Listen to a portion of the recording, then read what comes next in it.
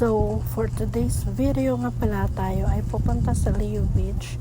Tayo ay magwo-walking. Ayan.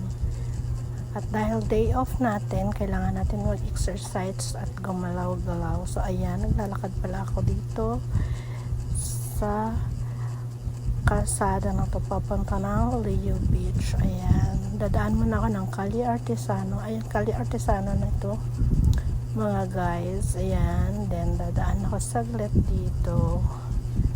At kukuha tayo ng ating pambili ng kailangan natin bilhin sa Mercury.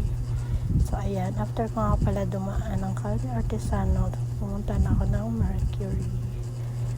So, pupunta na ako ng Mercury. So, ayan. Dito na ako sa may Tulay Suhay. And, ayan. Naglalakad na ako papunta ng Mercury.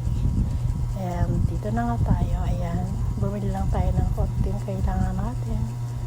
Ayan. Ang ating skin care. And then, dadaan lang ako saglit sa beach. So, ayan.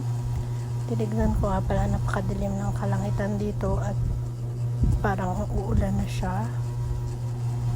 Ayan. Pero marami namang tao, marami siyang guests. Ayan. Nakatambay sila dyan and dito sa ating pantalan and dito sa gilid ng beach. Maraming nakaupo. And ayan, babagsak na nga pala yung ulan dyan. Ayan, bumagsak na nga siya.